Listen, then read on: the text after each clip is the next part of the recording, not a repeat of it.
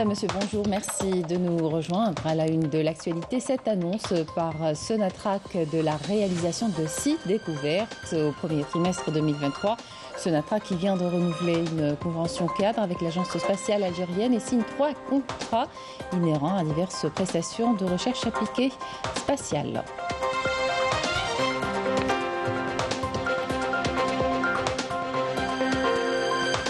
En ce mois sacré de Ramadan, les restaurants Rahma passés au crible par les inspecteurs d'hygiène et de qualité de Béchar où 12 autorisations pour l'installation de ces restaurants ont été données. Programme spécial Ramadan pour la sélection algérienne de badminton, des séances d'entraînement organisées en soirée pour leur permettre de mieux se préparer en prévision des échéances internationales, notamment les Jeux arabes prévus l'été prochain en Algérie et le tournoi qualificatif aux Jeux olympiques de Paris.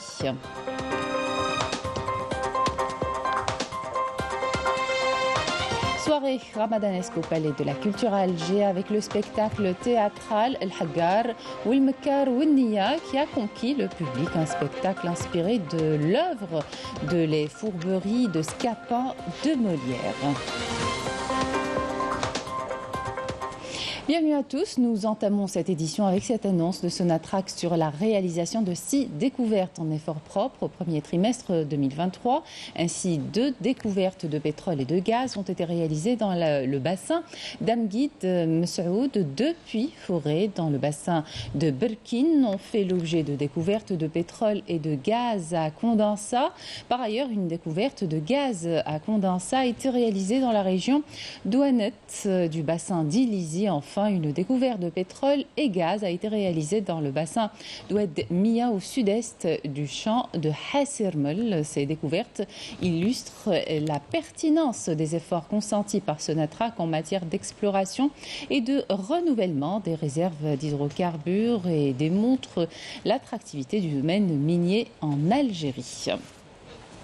Le groupe Sonatrach a procédé hier à Alger à la signature du renouvellement d'une convention cadre avec l'Agence spatiale algérienne portant sur la mise à disposition des technologies spatiales de l'ASAL au profit de Sonatrach. Une collaboration fructueuse qui permettra d'avoir accès à des données scientifiques de haute qualité dans le cadre des études du développement et de la mise en œuvre de ces différentes activités. Walid Yousfi. De la réalisation de systèmes d'estimation des émissions de gaz à l'exploitation des techniques de géodésie spatiale, la convention cadre renouvelée hier entre Sonatrach et l'Agence spatiale algérienne promet une collaboration entre les deux parties pour une utilisation plus optimale des technologies spatiales et leurs applications sur le terrain. Une convention signée une première fois en 2018 et qui a déjà porté ses fruits. Sonatrach dispose de ses propres outils. Cependant, l'évaluation diffère de celle de certaines instances internationales qui fournissaient des chiffres que nous estimons imaginaires. Nous avons un outil national d'évaluation reconnu aussi par des revues scientifiques internationales d'envergure. Ajoutez à cela, l'Agence spatiale algérienne s'engage à fournir diverses prestations de recherche appliquée spatiale réalisées par ses soins pour le compte de Sonatrach. Au vu de notre expérience précédente, cet accord dont nous sommes fiers de renouveler aujourd'hui permettra à Sonatrach de moderniser ses opérations industrielles et les rendre plus fiables dans le but d'exploiter au mieux les ressources en hydrocarbures.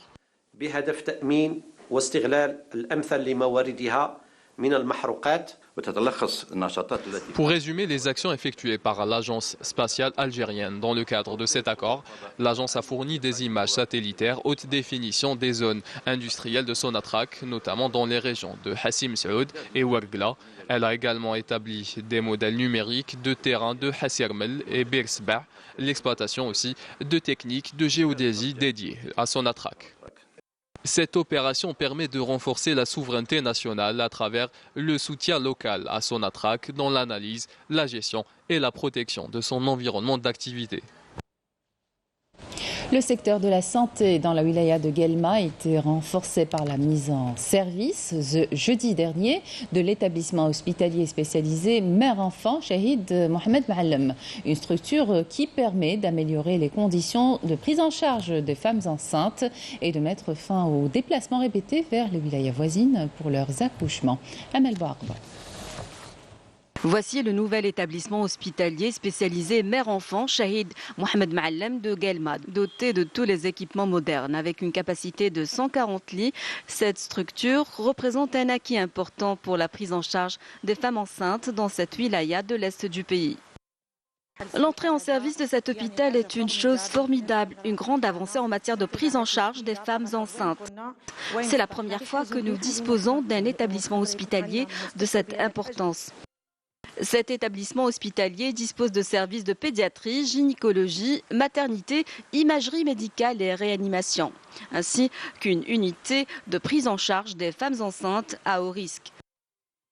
Cette nouvelle structure dotée de nouveaux équipements nous permet de travailler dans un cadre agréable et d'accueillir les femmes enceintes dans les meilleures conditions.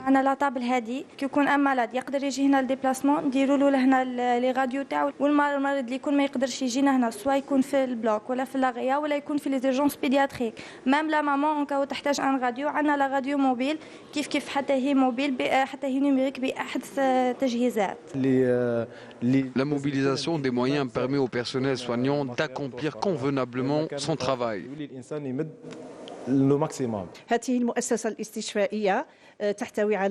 Cet établissement hospitalier dispose de 140 lits et compte un effectif de 300 fonctionnaires. Cela permet d'améliorer les conditions de prise en charge des femmes enceintes et d'alléger la pression sur l'hôpital à leur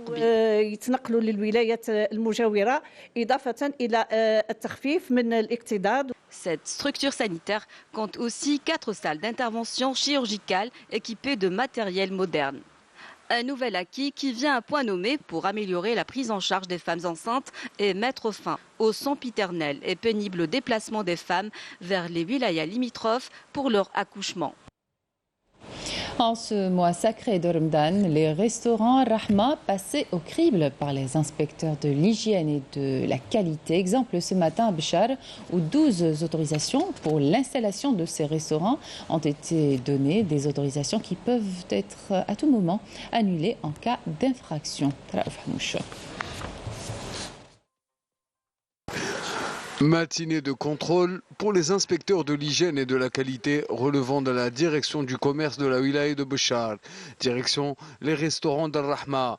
Dans les cuisines, les inspecteurs passent au crible la marchandise et les équipements devant respecter un cahier des charges imposant des normes sanitaires et d'hygiène strictes. Notre travail en tant qu'agent de contrôle d'hygiène est de s'assurer de la propreté des lieux. Cela passe par un contrôle strict. Comme vous le voyez, ils sont là pour tout contrôler, de la bonbonne de gaz jusqu'au plat qu'on va servir.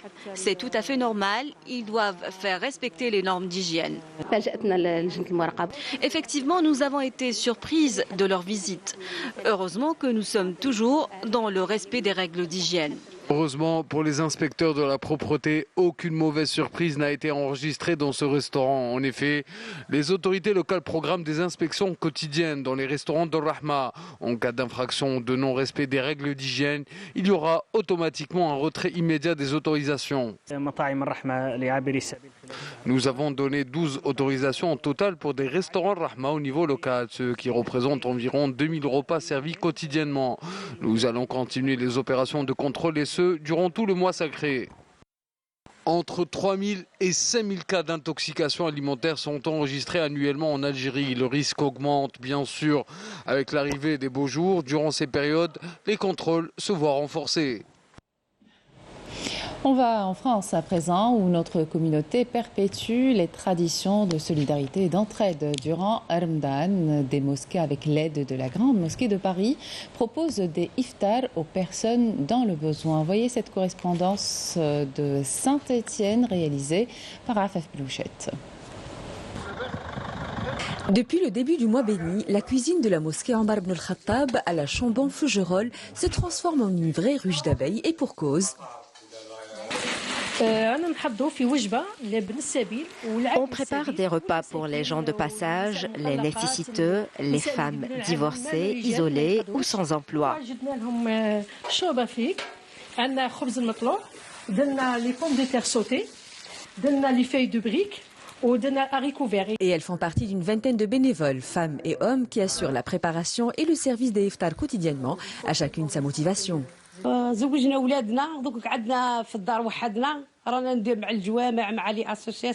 parents, mon papa, il est bénévole ici aussi et on est musulmans, donc du coup on doit s'entraider.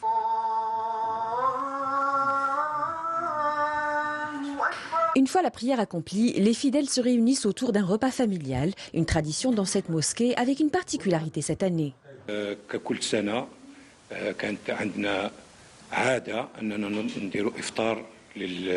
Nous préparons des repas pour les gens de passage, ceux dans le besoin. La particularité de cette année est que l'initiative a été organisée sous l'égide de la Fédération de la Grande Mosquée de Paris.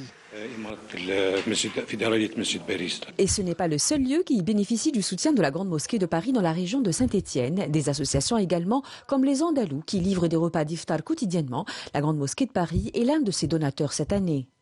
C'est sous l'égide de la Grande Mosquée de Paris que nous avons dans la région de Saint-Étienne et de Saint-Chamond, que nous sommes aujourd'hui pour distribuer environ 150 repas pour les nécessiteux de la ville.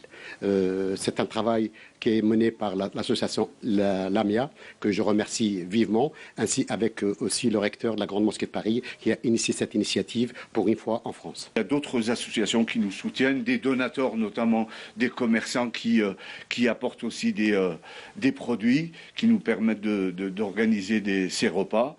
Voilà, donc nous sommes fiers de participer avec la Grande Mosquée de Paris à cette belle action de solidarité et de générosité. Ils sont principalement algériens et tunisiens, œuvrés ensemble pour cette cause. La cuisine quotidienne varie entre les plats des deux pays. Ici, le principe est de distribuer de repas aux plus démunis, mais pas que.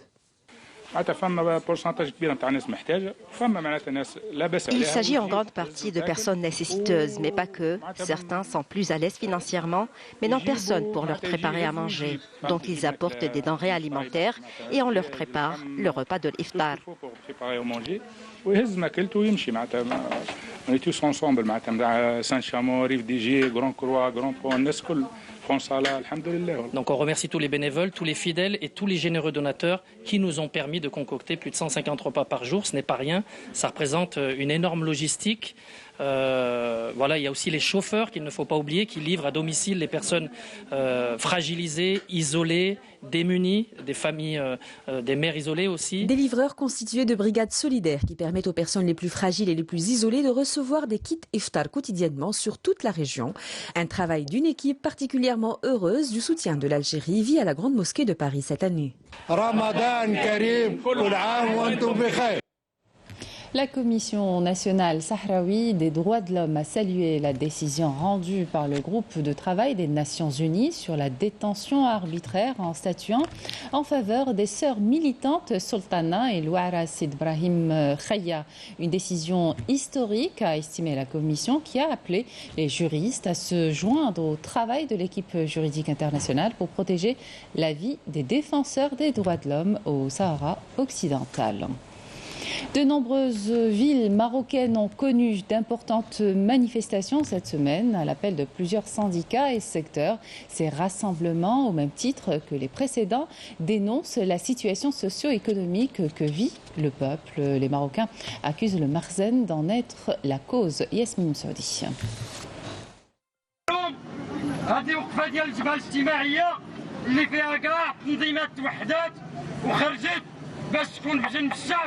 ومع الشعب ضد الغلاء حيت هاد التنظيمات وهاد الاحزاب الا ما خرجتش اليوم اللي محتاج ليها الشعب في الوقيته اللي كيتكوى بالغلاء راه ما عنده ما يدير بها.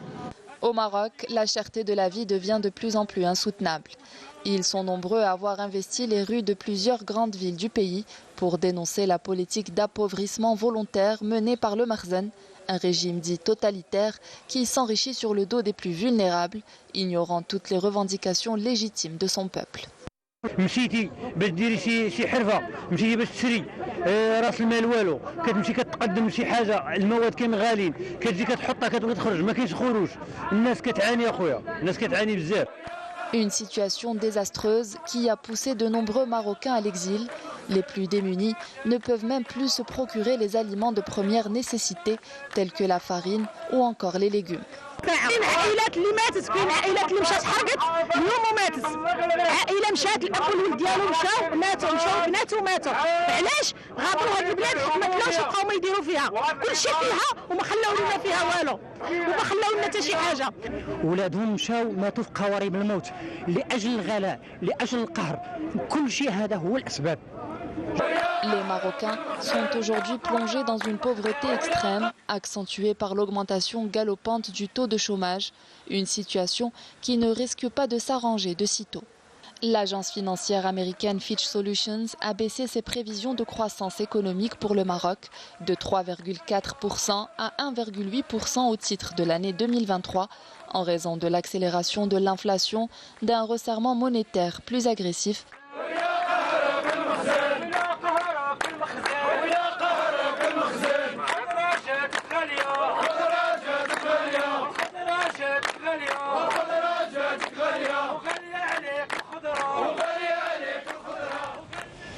En Palestine, l'armée sioniste a déployé un grand nombre de ses forces à proximité de la ville de Beïta et Jabal Sabih qui est menacée de colonisation. Les habitants sont sortis pour exprimer leur rejet du retour des colonies sur leurs terres et l'armée d'occupation les a réprimés avec des bombes à gaz et des balles en caoutchouc. 216 Palestiniens ont été blessés selon le Croissant Rouge palestinien.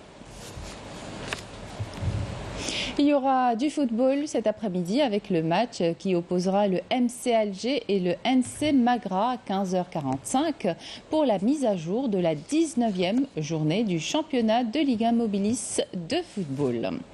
La sélection algérienne de badminton se prépare pour les échéances internationales, notamment les Jeux arabes prévus en juillet prochain en Algérie et le tournoi qualificatif aux Jeux olympiques de Paris. Reportage Walid Raïbia, le commentaire est signé Sarah Drbel. C'est avec un grand sérieux et une bonne ambiance que la sélection algérienne de badminton poursuit sa préparation pour les prochaines échéances internationales. Le staff technique a élaboré un programme spécial Ramadan pour faciliter les choses aux athlètes. التحضيرات تاع الفريق الوطني راهي تندار كيما يلزم الحال dans de bonnes conditions. Bon, c'est vrai que on a un problème. C'est pas un problème, on a fait Ramadan. On fait qu'une séance par jour. On peut pas faire du bi-quotidien en ce moment. Bon, à la kulli hal, tout se passe très bien. Les athlètes sont à l'écoute. Ils font leur travail comme il se doit. Ces jeunes badistes envisagent de réaliser de bons résultats lors des Jeux arabes qu'organise l'Algérie en juillet prochain, ainsi qu'au tournoi qualificatif aux Jeux olympiques de Paris.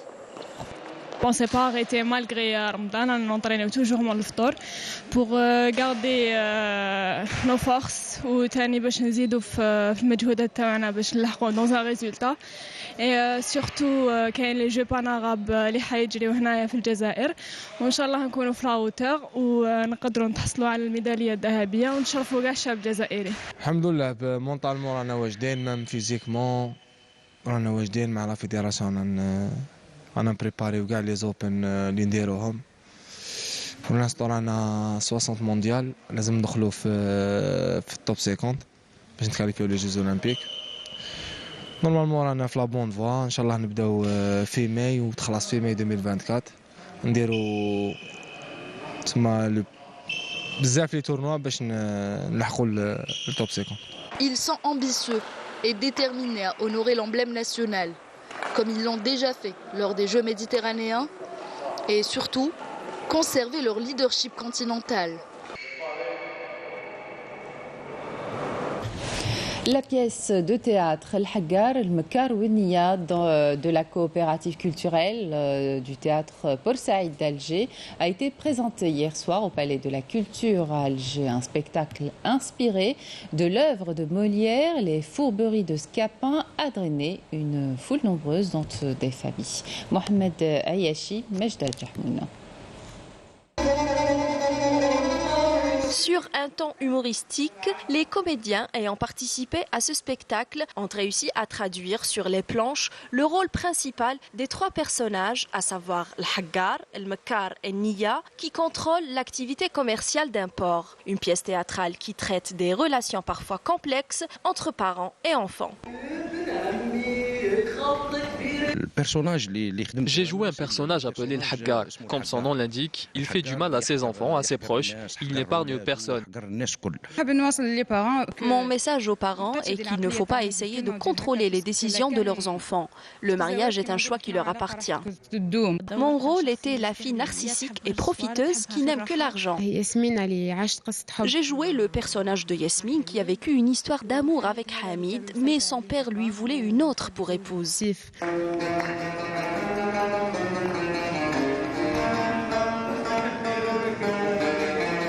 Tout au long de la soirée, le public a beaucoup apprécié la performance des acteurs et le côté comique de la pièce. J'ai beaucoup aimé cette pièce de théâtre et franchement les acteurs jouent parfaitement bien leur rôle. Les pièces théâtrales comiques ont beaucoup de succès en Algérie. Mise en scène par Bachir Slatnia et produite par Mohamed Elouadi, cette pièce, dont la générale a été présentée en février passé au théâtre régional Azdin Medjoubi de Annaba, est inspirée de l'œuvre de Molière, Les Fourberies de Scapin. Et c'est la fin de cette édition. Merci de votre attention. Tout de suite, les prévisions météo avec Emel Haribi. Excellente suite de programme sur Canal Algérie.